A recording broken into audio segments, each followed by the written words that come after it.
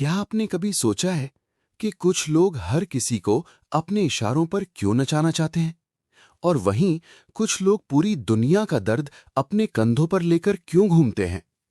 क्या ये सिर्फ साइकोलॉजी है या इसके पीछे आकाश में बैठे ग्रहों का कोई बहुत बड़ा खेल है? बिल्कुल आर्यन। आज का पॉडकास्ट न सिर्फ हमारे दर्शकों के दिमाग के कपाट खोलने वाला है, बल्कि आज हम इंसानी दिमाग यानी नार्सिसिज्म और एम्पैथ के खेल से लेकर आपकी अपनी जन्म कुंडली के शहंशाह लग्नेश की यात्रा तक की बात करेंगे। और हाँ, वीडियो के अंत में हम भारत की नवमांश कुंडली का वो सच उजागर करेंगे जिसे सुनकर हर भारतीय का सीना गर्व से चौड़ा हो जाएगा। तो बिना किसी देरी के चलिए शुरू करते हैं आज की ये अद्भुत दार्शनिक और ज्योतिषीय चर्चा।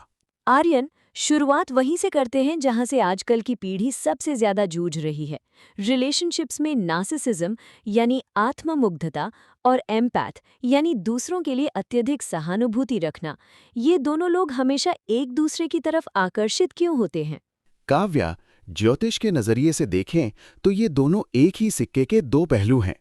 इनका सीधा संबंध हमारे कुंडली के 10वें घर यानी कर्म या नियंत्रण और 11वें घर यानी समाज और इच्छाओं से है।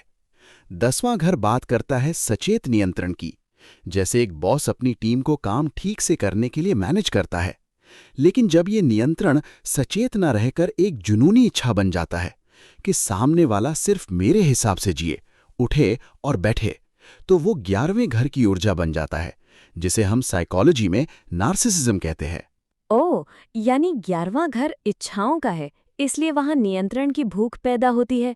लेकिन इसमें एम्पैथ कहाँ आता है? यहाँ ज्योतिष का एक बहुत सुंदर नियम काम करता है, नेगेशन सिद्धांत।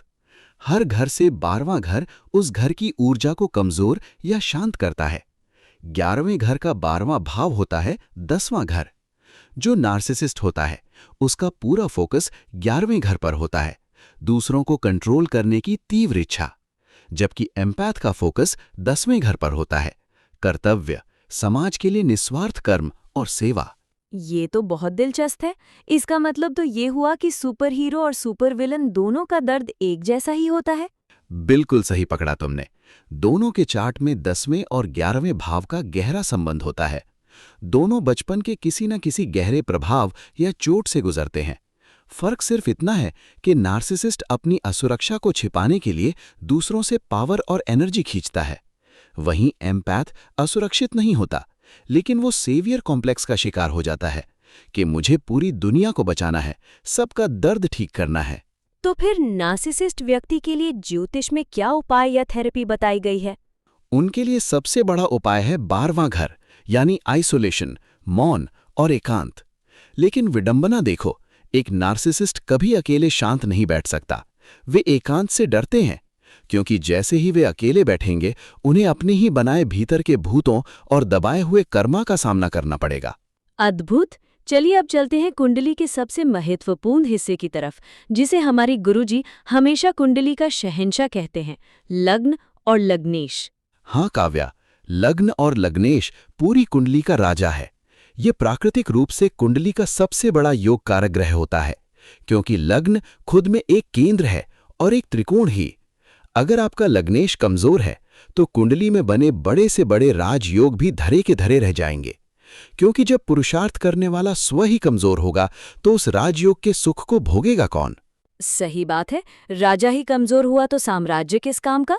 आर्यन, हमारे दर्शकों के लिए ये बताइए कि लग्नेश का अलग अलग भावों में बैठना हमारे स्वभाव को कैसे बदलता है? चलिए इसे एक एक करके बहुत व्यवहारिक तरीके से समझते हैं। लग्नेश जब 7वें भाव में हो, ऐसा व्यक्ति खुद की पहचान सामने वाले के रिफ्लेक्शन से करता है। वो या तो पूरी दुनिया को बहुत अच्छा समझेगा या बहुत बुरा। जो लोग इसमें बैलेंस्ड हो जाते हैं वे वास्तव में खुद को जान पाते हैं। लग्नेश जब 6ठे भाव में हो, 6ठा घर रोग, ऋण, शत्रु और सेवा का है। ऐसा व्यक्ति अविश्वसनीय रूप से अनुशासित होता है। आंधी आए या तूफान, वे अपनी फिटनेस या डेली रूटीन कभी नहीं छोड़ते।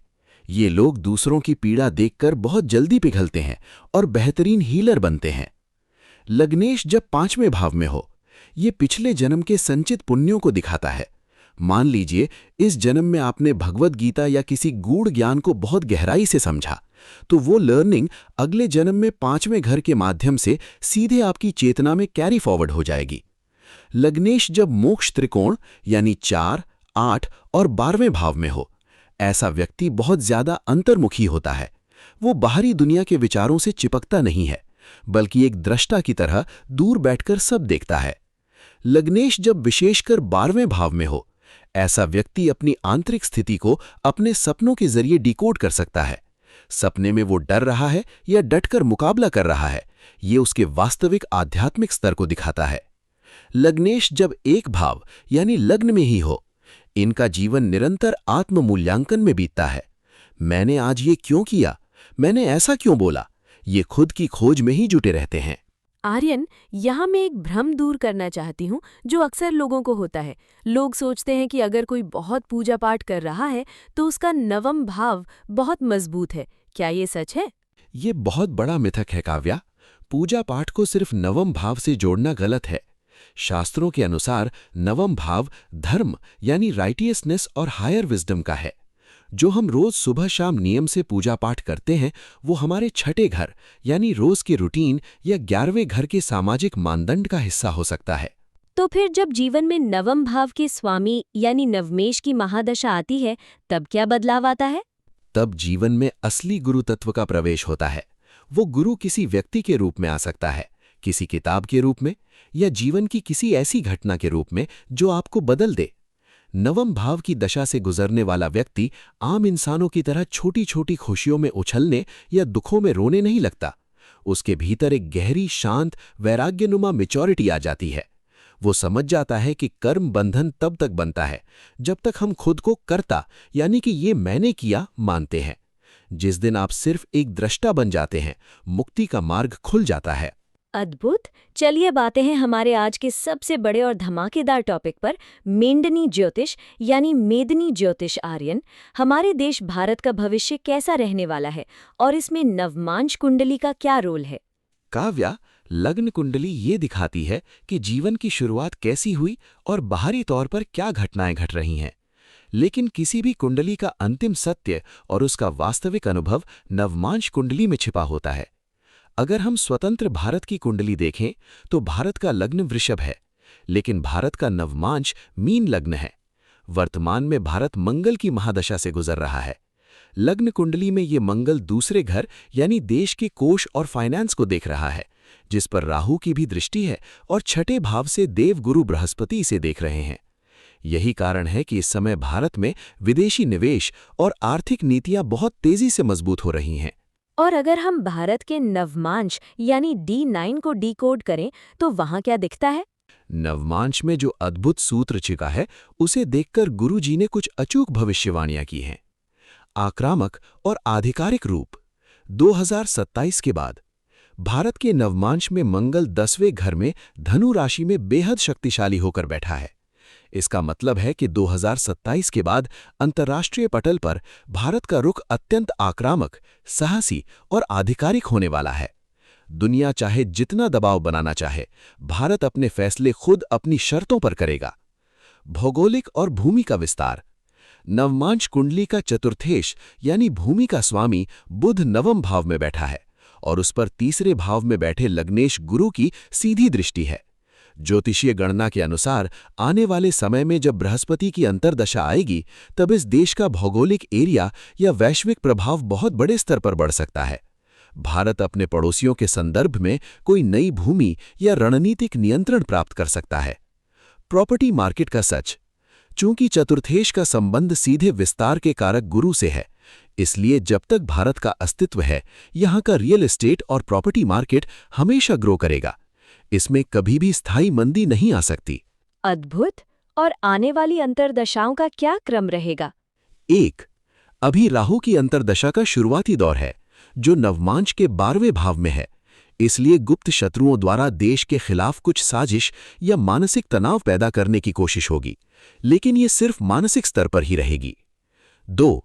इसके बाद आएगी बृहस्पति की अंतर्दशा, जो देश में अभूतपूर्व विकास, भौगोलिक प्रभाव और वैश्विक मान सम्मान लेकर आएगी। 3. फिर शनि की अंतर्दशा आएगी, जो नवमांश के 11वें भाव में शुक्र और गुरु के प्रभाव के साथ है। ये भारत के लिए आर्थिक रूप से अत्यंत लाभकारी काल होगा। 4 और उसके बाद बुध की अंतर्दशा भी नवमांश के 9वें भाव में गुरु दृष्ट होने के कारण शानदार रिजल्ट देगी। आज की चर्चा से जो सबसे मुख्य बात समझ में आई, उसे अगर एक वाक्य में कहना हो तो क्या कहेंगे आर्यन? गुरुजी का वो अद्भुत सूत्र हमेशा याद रखना काव्या। नासमझियों में आदमी ज्यादा खुशी से जीता है, समझदारी आने पर जीवन कठिन हो जाता है।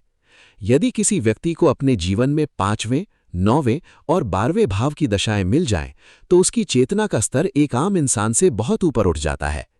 इसलिए सटीक भविष्यवाणियों के लिए हमेशा लग्नेश की स्थिति और नवमांश कुंडली का गहराई से अध्ययन करना चाहिए। बिल्कुल सही। दोस्तों, उम्मीद है आज के इस पॉडकास्ट से आपको अपने स्वभाव, अपनी चेतना और हमारे देश के गौरवशाली भविष्य को समझने का एक नया दृष्टिकोण मिला होगा। आपको ये चर्चा कैसी लगी, हमें कमेंट बॉक्स में जरूर बताएं। चैनल को सब्सक्राइब करना न भूलें। मिलते हैं अगले एपिसोड में। तब तक के लिए नमस्कार। नमस्कार।